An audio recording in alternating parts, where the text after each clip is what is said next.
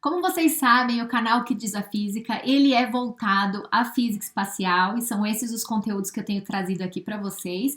Porém, essa semana eu decidi fazer algo especial e apresentar algumas novas amigas de áreas diferentes que também trabalham na área espacial. Então, não são nem astronautas nem cientistas. Vocês já conheceram aqui a doutora Thais Russomano, que é uma médica que trabalha na área espacial, e eu espero que vocês tenham gostado do vídeo. E hoje eu vou trazer a doutora Ana Rosa, Ana Cristina Galego Rosa, e ela é uma advogada, ela trabalha na área de direito espacial. Nós três somos as mentoras brasileiras pertencentes à rede Space for Women, que é uma rede das Nações Unidas, do Escritório de Assuntos do Espaço Exterior, né? Que eu já expliquei para vocês um pouquinho desse projeto, mas esse projeto ele visa promover o trabalho de mulheres nas áreas do espaço e também incentivar meninas nas carreiras espaciais. Por isso, eu achei que seria interessante trazer um pouco dessas outras profissionais aqui para o canal para apresentar a vocês essas carreiras que eu não tenho muita familiaridade, porque não é a minha área, né? Então eu já fiz aqui no canal um vídeo também sobre a minha carreira, né? Qual foi o meu passo a passo até chegar onde eu estou hoje, trabalhando como pesquisadora da área de física espacial e qual seria a diferença entre física espacial e astronomia. E eu achei que seria bem interessante, espero que vocês gostem. As duas convidadas, tanto a doutora Thais no vídeo anterior, quanto a doutora Ana Rosa desse vídeo aqui, elas responderam a perguntas que vocês enviaram lá na comunidade do Que Diz a Física. Então, muito obrigada a todos que participaram. Eu espero que vocês gostem desse vídeo também.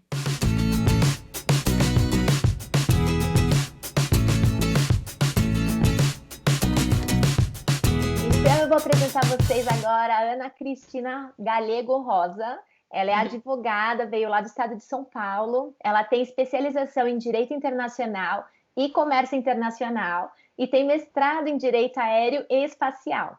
Então, a Ana, ela participou e participa das comitivas do Brasil naquele conselho, naquele Comitê do Uso Pacífico do Espaço, que é das Nações Unidas, que se chama COPUOS, e ela é fundadora de uma empresa, startup, Dipteron, lá na Alemanha, e ela é a terceira membro brasileira, né, que foi escolhida como mentora da primeira rede Space for Women, lá das Nações Unidas, né? A gente já conheceu aqui no canal a Thais Russomano, que é médica e trabalha na área espacial, e agora a gente tem o prazer de receber a Ana, que é advogada e trabalha na área espacial. Então, obrigada, Ana, por participar aqui do nosso canal. Obrigada, Alessandra, por essa oportunidade. Eu estou muito feliz de estar conversando com você, pela primeira vez de estar conversando com a galera brasileira, né? Acho que vai ser a minha primeira entrevista também em português. Eva! E para falar da carreira, né, especificamente, né, um pouco, né? E, então é um prazer. Que bom que as Nações Unidas também fez essa plataforma, né? Para divulgar as nossas experiências. Então, eu vou começar pedindo para a Ana contar para a gente um pouquinho sobre a formação dela, de onde que ela veio e de que maneira o espaço entrou na vida dela para que ela fizesse para que ela migrasse de uma área de direito, né, que é uma área que a gente não pensa muito que poderia ter uma aplicação espacial, como que essa migração aconteceu? Ai, meu Deus, é uma pequena história, né? Mas cada um tem a sua história, né? Mas no meu caso, é assim, já falando, vamos começar pela infância, adolescência, vamos começar por escala, né? Na infância eu achava, já achava muito, era fascinada por ver aqueles desenhos assim, ver astronauta, espaçonave, principalmente espaçonave, né? Eu achava assim diferente, né? E toda vez que passava alguma coisa na TV, eu achava muito interessante, me chamava atenção. Eu não sabia o que era, eu ia para a escola também, nunca desenhei uma espaçonave, não sei, mas eu gostava daquilo, né? E daí foi na adolescência, quando comecei, já com 13, 14 anos, eu já tinha assim, um perfil mais, eu gostava muito de filmes científicos, então eu assistia muito, eu gostava de assistir filme, quando via aqueles filmes de satélite que falavam do espaço, nossa, era a primeira na fila do cinema, né? Eu lembro até hoje que eu fui uma vez com meu pai assisti, eu não sei o nome do filme, mas eu vi que era um problema de satélite de telecomunicações. E eu, naquele momento, com 14 anos, eu sentei e falei assim: eu vou trabalhar nessa área, não sei, já tinha falado, já tinha determinado isso com 14 anos, enfim, mas também não sabia como eu ia chegar nisso. Antes de entrar na universidade, era uma coisa que me fascinava muito, as aulas de física. Eu viajava quando eu tinha que estudar os planetas, fazer o Ah, cálculo de raio uhum. e saber. Aquilo já era uma das minhas matérias preferidas também, a física e matemática. Mas, enfim, pensava que eu ia para a área de exatas, né? O que É. aconteceu? Eu já estava estudando para ir para computação, para fazer qualquer coisa ou física. Eu mudei 6 meses antes de fazer o vestibular, fui para direito, mas porque eu também gostava muito de ler e escrever e sei lá. Na graduação de direito, eu vi que a minha matéria preferida eu gostava de direito internacional, né? Uhum. Porque eu gostava muito, eu pensava globalmente, né? E eu queria sair, descobrir o mundo, e eu gostava muito dessa parte de política internacional, de querer saber. Então, tudo pertence ao seu perfil, né? Me formei, eu já tinha um trabalho fixo na carreira pública. Hum. Fiquei 10 anos trabalhando na carreira pública, completamente infeliz, e Ah. depois de 10 anos eu desisti, falei, vou fazer o que eu gosto. E fui primeiro arrumar meu currículo, viajei para Portugal, fui fazer uma pós-graduação em Direito Internacional. Já chegando lá, já sabia que eu queria fazer a parte de telecomunicações, que era uma coisa lá com satélites, né? Sempre, né? Uhum. Aquela coisa, né? Eu, num grupo de 10 brasileiros, eu era a única que estava nesse perfil de telecomunicações. E nessa minha especialização, eu me deparei pela primeira vez com os tratados do espaço. Nós Uhum. temos, são cinco tratados. O Tratado do Espaço, de 1967, o Rescue Agreement dos astronautas, quando começaram a voar, tem o Rescue Agreement de 69, o Tratado da Responsabilidade, Liability Convention de 1972, Hum. o Tratado do Registro de Objetos, né, que é eu já não me recordo as datas, 76, Aham. e aí vem o Tratado da Lua. Fui descobrir, porque eu tinha que escrever depois um report sobre a responsabilidade internacional do Estado, que eu estava escrevendo, e descobri o Tratado do Espaço, comecei a explorar. E aí começou a minha caminhada. Isso foi em 2002, 2004, né? Fui para a Holanda, que eu fiz a Academia de Haia, já focando em Direito Internacional, que eu gostava de Direito Internacional. Fui aceita na Academia de Haia, Uau. de Direito Internacional, para fazer um curso de Direito Internacional Público. E eu estava na Holanda já fazendo esse curso e descobri o Instituto de Direito Aeroespacial da Universidade de Leiden. Falou, é aqui que eu tenho que estudar, sabe? Então, é o centro específico que eu tenho que descobrir tudo, porque em Portugal eu não tinha quase acesso a nada, né? E depois da Academia de Haia, eu resolvi ficar na Holanda, e muito embora eu já estava com emprego já nos Estados Unidos, para ir para lá, desisti e fiquei na Holanda, porque eu queria fazer o mestrado Sim. lá em Leiden, e comecei em Leiden, aí começou em 2009, fiz 2009 e 2010, mas em 2008 eu já estava integrando a delegação brasileira nas Nações Unidas, esse Comitê do Uso Pacífico do Espaço. Coisas muito novas, porque você estava no meio de várias nações ao mesmo tempo, várias agências espaciais, era tudo muito novo. E daí passou mais de 10 anos, né, de 2008 para cá, foram vários anos. Fiz o estágio lá em Viena, no escritório das Nações Unidas, trabalhei lá. Depois eu fiz minha pesquisa no Instituto Europeu de Política Espacial em Viena, né, que eu escrevi sobre turismo espacial, seguro espacial. Uau. A diretora do Instituto de Direito Aeroespacial da Universidade de Leiden mandou um e-mail.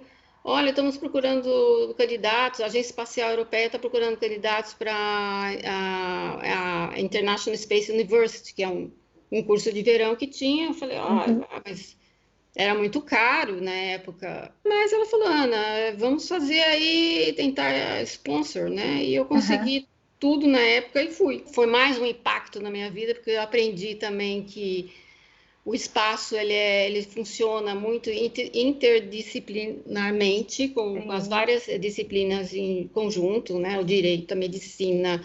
Então E- foi aí, terminei na SU. Ah, e foi na SU que eu fiz o business departamento que eu descobri que eu queria ser empreendedora. Aí comecei. E aí fui para o Brasil e vi aquele surto de Zika, né? Uhum. A Zika, dengue, chikungunya. Eu li as notícias, estava no mundo todo, aquelas crianças nascendo.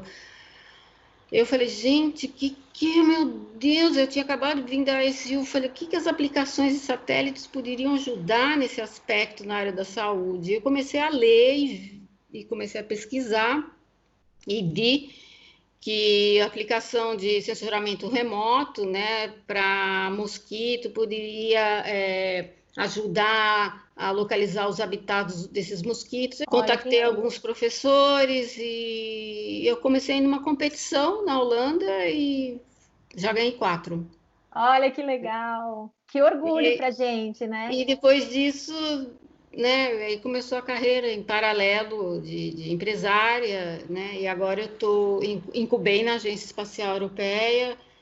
Tenho a empresa lá desde 2018, né? Ela iniciou em 2018 Uhum. e paralelamente também não deixei a área do direito, né? Porque é uma coisa que sempre me fascina, né? O jurista nessa área espacial ele tem que ter uma visão, mas ele tem que saber da área científica, ele tem que saber, não é só saber da lei, né? Ele vai escrever alguma coisa das áreas que ele vai atuar, ele tem que ter um conhecimento também conjunto, né? A minha sensação é que essa área do direito legal é uma coisa que está crescendo, né? E a demanda vai crescendo conforme as tecnologias avançam, conforme a ciência avança e as necessidades da gente em controlar, né, a quem pertence o lixo espacial, ou quem tem o direito de lançamento. Eu acho que isso é uma coisa, me parece é, muito animada, assim, porque parece uma coisa que está ainda em desenvolvimento, né? Você podia contar para a gente, assim, quais são os principais tópicos que um advogado na área espacial aborda? O que vocês trabalham, principalmente? O advogado, para ele atuar agora, né, ou ele vai para agências espaciais, ou ele vai para organismos internacionais, empresas que atuam na área de aplicações de satélites, ou Uhum. agora com o surgimento de várias startups, né, que também fazem trabalho nessas aplicações de satélites, né, você já tem vagas abertas para advogados. Agora, Uhum. você ter seu escritório, especificamente o seu escritório de advocacia na área espacial, ou você, normalmente você pode até ter, mas seria só na área de consultoria, né? Que você Ah, poderia dar para governo, você empresa. dá uma consultoria para governo, para as agências espaciais, né? Mas ainda para uma pessoa privada, não. Uhum. Tá? E A não Ana, ser quando começar o turismo espacial, aí já é um outro. aí vai entrar uma outra, vai ter que ser desenvolvida, imagino eu, né? Outros tipos de termos aí no tratado para Agora regulamentar. que começar a exploração de fato em outros corpos celestes, ou na Lua, em Marte, ou em órbita, né? Talvez já o advogado vai ter o próprio escritório dele, né? Um acidente na viagem espacial, lá no turismo indo para Marte, né? Vai reclamar, vai para onde que tem que ir, né? Eu acho que você tocou em vários pontos aí muito importantes durante a sua fala. Primeiro, eu vou voltar lá para o comecinho, quando você diz do seu interesse pela área espacial e depois na sua escolha de carreira, né? Que não foi numa carreira tradicional que da ciência ou querendo ser astronauta, talvez indo para a área das engenharias aeroespaciais ou piloto, né?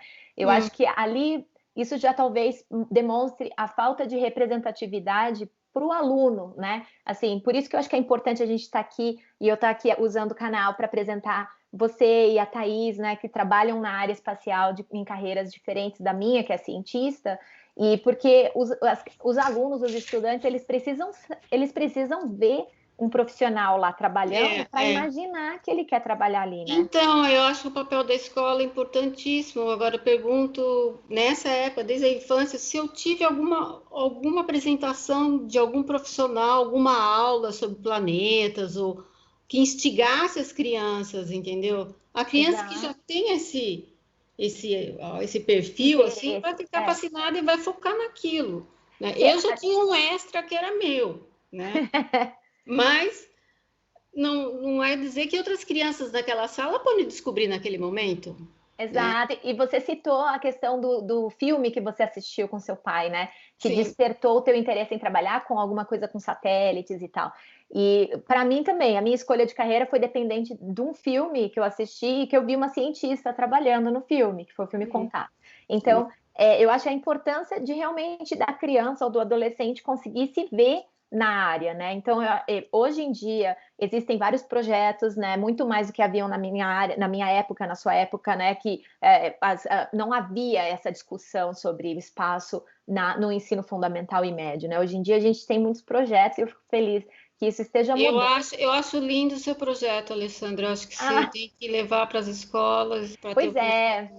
O projeto dos livros Girls in Space veio mesmo dessa necessidade de haver conteúdo, né, que mantenha essas meninas, no caso, né, do Girls in Space, interessadas ao longo do ensino fundamental aí, para que elas vejam possíveis carreiras. Então, o livro apresenta até algumas pesquisadoras, mas eu sou da área científica, né? Eu acho que esse programa das Nações Unidas, ele coloca junto profissionais de várias áreas, né? Então, a gente, como mentora, a gente tem essa responsabilidade esse ano, né, de apresentar as possíveis carreiras e de ajudar as meninas que gostariam de chegar lá através do nosso mesmo caminho, né?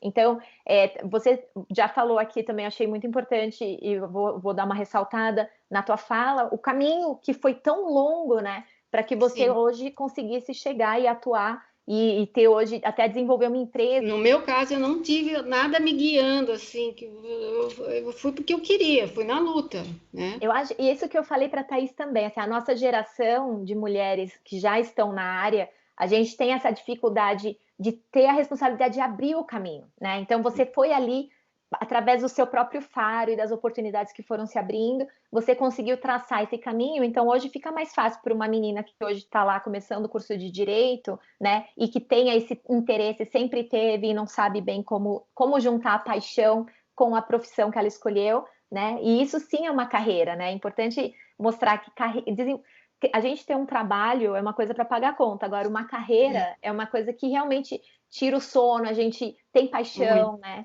E assim, você é uma pioneira da área, eu acho que no Brasil, eu não sei, você sabe dizer se tem alguma especialização na área espacial no Brasil, para quem vem da área do direito? Deixa eu falar um pouquinho da área do Brasil, né? Na parte do direito espacial, o nosso grande pioneiro foi o Haroldo Valadão, né? Isso por causa das pesquisas que eu fiz, né, na área do direito. Mas eu tive um privilégio muito grande que, além do Haroldo Valadão, tem o professor José Monserrat Filho, que ele é vice-presidente da Sociedade Brasileira de Direito Aeronáutico Espacial. É bom mencionar, vou colocar o link aqui. Vou colocar. Ela é antiquíssima, desde 1950, e lá tem um grupo NED, que é o Núcleo de Estudos de Direito Espacial. Foi, assim, alguns anos de aprendizado junto com ele, junto no comitê com ele, porque ele estava na delegação. O Comitê das Nações Unidas foi a minha escola de todo aprendizado. O Comitê do Uso Pacífico do Espaço, ele tem 2 subcomitês, né, que é o subcomitê técnico e científico e o subcomitê jurídico, né? Primeiro acontece as questões técnicas, que são no período de janeiro e fevereiro do ano, e depois, eles se reúnem sempre uma vez por ano, tomam as decisões. Dentro desse subcomitê tem uma agenda com vários itens a ser discutidos. E no técnico científico, desde 2007, já começou a se discutir o problema dos detritos espaciais, isso em 2007. Aham. E depois de várias, foi aprovado esse guidelines Aham. sobre a mitigação, Space Debris Mitigation Guidelines, Aham. que uma norma, né? São guias, né? A parte Uhum. técnica que os países deveriam incorporar nas suas legislações nacionais. Então a ONU, a UNOS, esse comitê, eles estabelecem essas recomendações, essas diretrizes, como você disse, e os países eles assinam na hora do desenvolvimento. Foi um comitê internacional, né, que fez, mas se o país tem o interesse de incorporar isso como uma legislação para que todas as empresas daquela nação sigam obrigatoriamente essa norma, é uma escolha do país, né? É uma escolha, tanto que esse guidelines não é obrigatório, que É. não é norma, mas, né, quase todo mundo vai adotar, porque senão fica mal visto ali. O que você poderia assim falar que foi a parte mais emocionante, assim, um destaque na sua carreira? Ah, eu tive alguns, né, mas acho que o que mais me chamou assim, a atenção que eu fiquei foi quando eu conversei pessoalmente com a Valentina Tereskova. Para quem não conhece, Valentina Tereskova foi a primeira astronauta mulher, né, no espaço, né? E ela foi em Viena em 2012, 2014, num evento da ONU, do Corpus, e depois de uma entrevista no press conference com todos os jornalistas, ela escolheu 4 pessoas para ir para uma sala e para ter uma conversa privada, e eu estava na lista. Um dos grandes momentos na minha carreira foi estar de pertinho com a Valentina e conversar com ela. Quando eu falei que era brasileira, a primeira coisa que veio no rosto dela foi o quê? Um sorriso. Ah, o Foi. Brasil ele desperta isso, né? Eu acho a Valentina, ela realmente teve um papel fundamental para inspirar uma geração inteira, né, de meninas e que viraram e que vêm a atuar na área espacial. A Thaisa Russomano, a médica que eu conversei anteriormente, também mentora da rede, ela tem um projeto dentro da empresa dela que chama Projeto Valentina, que é justamente Eu para vi. estimular meninas inspiradas na Valentina. E no meu projeto Girls in Space, uma das entrevistadas do meu projeto para apresentar outras cientistas espaciais foi a doutora Adriana Valho, que é de São Paulo, trabalha lá no Mackenzie, astrônoma, e ela contou um pouquinho da história dela, como que ela se apaixonou pelo espaço. E quem que inspirou a Adriana foi a Valentina também. A Valentina, ela leva a bandeira da mulher, a primeira, né, quando aparece a mulher, né, atuando no espaço, né, é ela, Incrível, como astronauta, né, nessa profissão de astronauta, então é ela. maravilhosa. Ana, então agora eu vou te perguntar, de repassar algumas perguntas que os nossos seguidores fizeram aqui. Vamos ver se você consegue dar uma explicação assim bem geral para que todo mundo consiga entender. Não precisa se preocupar em ser muito específica, né? É mais uma visão geral. Então, uma das perguntas foi em relação aos possíveis conflitos espaciais. Então, o nosso seguidor perguntou é, em relação ao direito espacial, como que o direito espacial tenta evitar futuros conflitos espaciais, como, por exemplo, com o Space Force, né, agora dos Estados Unidos, que permite esse tipo de utilização do espaço, né? E como seria isso, então, como isso interfere na soberania de cada país, né? Já está sendo, os Estados Unidos já está sendo muito polêmico, né? Porque a nossa comunidade, né? Comunidade espacial, tá todo mundo zum com esse tal do Space Force, né? Ele até pode criar aqui na base terrestre dele, mas é totalmente proibido levar qualquer coisa, tanto em órbita, a parte militar, Uhum. quanto em qualquer corpo celeste. Ou seja, na Lua, base militar ou qualquer coisa de destruição maciça, né, é Uhum. totalmente proibido frente ao tratado. Então, o Tratado do Espaço, ele estabelece alguns princípios, né? Primeiro, que as atividades espaciais, elas sempre vão ter que tem a proposta de peaceful uses. É. Se não for para uso pacífico, Ah, entendi. se não for para uso científico, né, é proibido. Mas pode colocar arma que utiliza raio laser? Pode. Já tem umas lacunas assim na Ih, legislação que ainda não tem uma interpretação muito certa. entendi. O Tratado do Espaço, ele me lembra muito o Tratado Antártico, né? Que também a Antártica é um continente destinado à paz e à pesquisa, né? Então, temos lá estações militares, inclusive a brasileira é uma estação, né? Da Estação Antártica Comandante Ferraz, e temos militares que ficam lá cuidando da estação e fazem toda a parte de operação, porém De pesquisa científica, pode sim. Pesquisa científica, mas é uma estação militar, né? Pesquisa científica. Entendi. Né? É muito parecido. Então, deixa eu ver. Um outro seguidor perguntou quais seriam os conflitos maiores assim na área. Eu acho que a gente já abordou isso, né? Talvez seja essa a questão do uso pacífico, né? O que você tem alguma outra coisa? Então, assim, uma outra questão polêmica, né, que já sendo discutida há muito tempo junto ao Comitê do Uso Pacífico do Espaço é a definição e delimitação do espaço.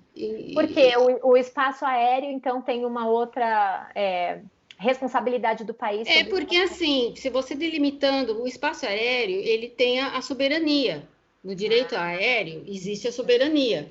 No direito espacial, né, não existe soberania. Entendi. Não existe. O espaço é de todos. Como eu falei, já está há muito tempo sendo discutido isso, né? Uhum. A cadeira para essa discussão num grupo de trabalho, existe um grupo de trabalho sobre esse tema, foi coordenado por um brasileiro, o professor José Monserrat Filho, já há muitos anos, pela cadeira do Brasil, e já estavam até querendo tirar esse tema esse ano, né? Mas o que está acontecendo? Depois de tantos anos, algumas legislações espaciais nacionais já começaram a dar esse limite. Por exemplo, um exemplo que tem a legislação espacial da Austrália, ela determina, da Austrália e da Rússia, determina que de 100 quilômetros, até 100 quilômetros, é espaço aéreo. Passou dos 100 quilômetros, já é espaço exterior.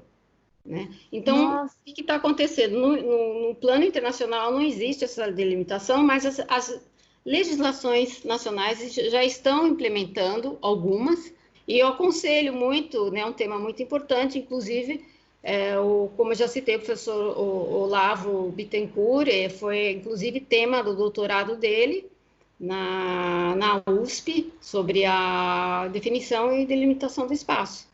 Olha, que interessante. Eu vou tentar achar também essa tese. Se estiver disponível, eu deixo o link aqui para que o pessoal encontre essa referência. Muito interessante. E a outra pergunta do seguidor, falando sobre um pouco da exploração espacial que tem aí, né, chamado bastante atenção, porque agora os projetos, por exemplo, o Artemis é para botar as pessoas na Lua de novo em 2024. Então, é um futuro muito próximo e seria esse o passo para ir para Marte, né? Que seria, de fato, o objetivo final de colocar uma colônia, né, humana em Marte. Então, a pergunta que foi feita no momento em que nasce um ser humano no outro planeta, ele não seria mais terráqueo, ele seria marciano, no caso, se nascer em Marte. Então, sob quais leis essa pessoa estaria pautada? Assim, a vida dessa pessoa seria controlada ou regulada, né? Seria através do país de origem dos seus antecedentes ou seria o antepassado antecedente dos seus antepassados, ou seria uma coisa internacional e necessita uma nova legislação, assim, para... Não, em primeiro lugar, vai precisar do Tratado de Marte, né? Em primeiro lugar, precisa de um tratado, uma norma internacional para começar aí a exploração de Marte, se estabelecer tudo, né? Então, aí uma área possível aí de atuação da nova geração. Eu já participei de um draft do Tratado de Marte, uma simulação, né? Mas é mais para as atividades de exploração. Mas esse direito dele como marciano no desenvolvimento, porque ele fez uma pergunta já muito assim, já 100 anos para frente, eu não sei, 50, 60, né? Vai depender tudo de como vai ser feita essa legislação. Então não existe ainda, né? Isso não existe ainda. Não, não, não, não. Tudo vai ter que ser ainda, né? Primeiro passo é o Tratado de Marte, né? Pra- Muito interessante. E uma outra coisa que ele complementou, na verdade, acho que passou aí pela sua fala agora, né? A questão da exploração. Então, a gente sabe que tem, dentro desses projetos de colonização de Marte, da Lua e tal, existe a questão da exploração dos recursos minerais, né? E dos recursos naturais daquele objeto para uso na Terra. Então, tem a questão de isso vai ser enviado para. A questão que ele colocou foi: será que a gente não está fazendo essa exploração espacial com o mesmo pensamento que os exploradores lá dos séculos passados, lá europeus, tinham na época de criar uma colônia extrativista, né? Então você vai lá para arrancar os recursos do lugar e trazer de volta para o seu lugar de origem, que seria a Terra, né? Então, nesse caso, quem teria direito? Imagino que isso também tenha que ser uma legislação a ser feita, né? Como que isso tem sido visto? É assim, como eu falei, a exploração do espaço é em benefício de todos. A distribuição tem que ser equitativa para todos. Aí já pega muito alguns países aí mais desenvolvidos. Falou, como? Se eu for lá e colocar muito dinheiro, né? E depois vai ter que dividir por igual para todo mundo? A lei diz que sim, é Uhum, equitativa, é benefício para todos. uhum. Agora, nós temos o Tratado da Lua, e o Tratado da Lua, acho que é no artigo 11, estabelece lá que para essas atividades de exploração, ou todas as atividades da Lua, vai ter que se desenvolver ainda um regime internacional, né, de como todas essas atividades vão ser exploradas. Há muito que se desenvolver ainda na área, né? E Muito. conforme a gente for crescendo aí na exploração, acho que os desafios serão maiores, Os né? desafios vão ser muito grandes, porque isso são discussões entre nações, né? E no Corpus tudo é a base de consensos, ou seja, se um Estado fala não, não se atinge, não se chega à solução, então pode se demorar muito, né, Nossa, para muito isso. difícil. Nossa, uma área, eu acho que talvez a mais desafiadora, né? Porque quando a gente trabalha com desenvolvimento de tecnologia e ciência, os desafios são diferentes, né? Não existe muito, assim, muitas limitações que a gente tem que trabalhar com dentro delas, né? Eu acho que a área do direito envolve toda essa questão, talvez até da diplomacia, né? E da relação internacional. Muito, muito, essa parte tem envolvida muita diplomacia, relação internacional, extremamente. Nossa, muito legal, Ana. É muito problemático. É muito bem levantado isso. É Não, é uma importante. área difícil, né? Uma área, eu acho realmente talvez a mais desafiadora dentre todas as áreas espaciais, talvez seja a do direito espacial, realmente, assim. E eu acho que é uma área que todo mundo deveria, nessa área do direito, considerar, porque eu acho que vai crescer aí o mercado também, né? E também eu acho que por ser uma questão universal, né? Eu acho que o uso do espaço é uma coisa global, né? A gente não tem que se prender apenas nos recursos que a gente tem no nosso país. Então, no Brasil, tem as universidades todas, né? Fico feliz de saber que existe a associação, né, voltada para o direito espacial, mas a gente precisa pensar que vai ser necessário ir conversar com outras nações e outros lugares. Eu acho que é uma carreira também que impõe muito a questão da viagem, né? Você mesma passou por Portugal, está na Alemanha, né? Veio do Brasil, viria para. Então é meio como a ciência não tem muito fronteira, né? Você vai ter que saber conversar com todo mundo. É isso totalmente. O mundo espacial é um mundo global. Você É, tem que ser um cidadão do mundo. A minha placa, o que você é? Cidadão do mundo. Você tem que ter esse sou espírito. terráquea. Tem que ter esse espírito, né? Mas voltando, né, na parte do Brasil, né? Uhum, Queria falar um pouco do Brasil, né? Nessa parte do direito, né? Você falou, eu falei do pioneiro, né? Que foi o professor Haroldo Valadão. Aí quem escreveu muito, né, é o professor Montserrat, que é vice-presidente da Sociedade Brasileira de Direito Aeronáutico e Espacial, né? Eu tive o privilégio de sempre estar com ele nos encontros da ONU, né? Aprendi muito com ele. Também temos no Brasil o professor Olavo Bittencourt, ele está hoje ministrando na Universidade de Santos. Na minha época, nós éramos 25. Os nomes que você está citando, né, são nomes todos de profissionais homens. Pelo visto, você era uma das poucas mulheres na área. Talvez a Teve mais uma, mas assim, todas a gente sai, né? Porque aonde que você vai buscar estudo, conhecimento, né? Eu tive que sair para ir. Não, eu queria ir parte de tecnologia, né? Que eu não via nada, né? Mas eu devo ser a segunda, né? Nesse perfil, né? Muito legal, Ana. Você está abrindo caminho aí para muitas Mas agora já mulheres, temos né? outras, né? Que eu conheço, a Juliana Scavuzzi está no Canadá, a Tatiana Viana está na Itália, agora temos a Márcia Alvarenga, está no INPE, né, que ela acabou de fazer o doutorado dela, orientado pelo Olavo Bittencourt, lá na Universidade de Santos, né, que ela focou na parte de ambiental, na parte dos detritos espaciais, sustentabilidade. Né? Então agora parece que, mas ainda é muito pouco. Eu queria pedir para a gente fechar o vídeo agora com alguma mensagem que você tenha para as meninas e mulheres que estão interessadas a seguir a mesma carreira que você. Em primeiro lugar, para qualquer coisa que você vai fazer, é foco, né?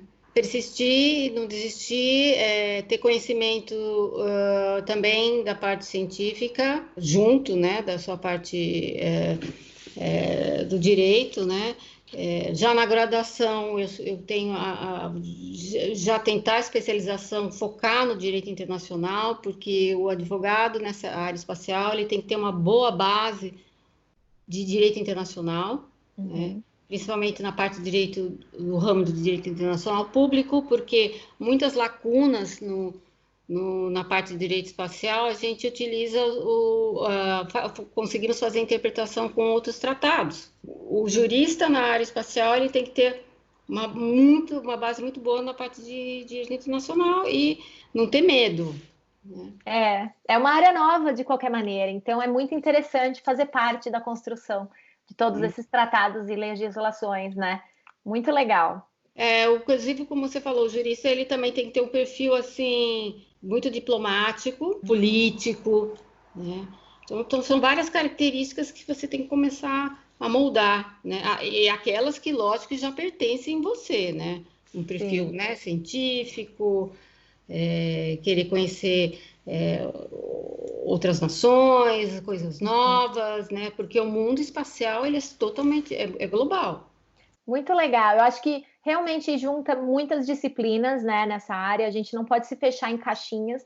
Talvez esse conselho que você deu agora da gente desenvolver, continuar desenvolvendo outras habilidades que não são as habilidades ali normalmente desenvolvidas na área do direito, né? Então, não tenham medo de tentar entender um artigo científico e vocês vão ter que ter essa conversa com o pessoal do corpo científico também, então Sim. tem que estar a par das pesquisas, do desenvolvimento da exploração espacial, então não tenham medo de encarar outras disciplinas. É muito importante, é aí que vai diferenciar um profissional do outro profissional, porque você entende também da parte científica. Isso é fundamental, muito legal, Ana.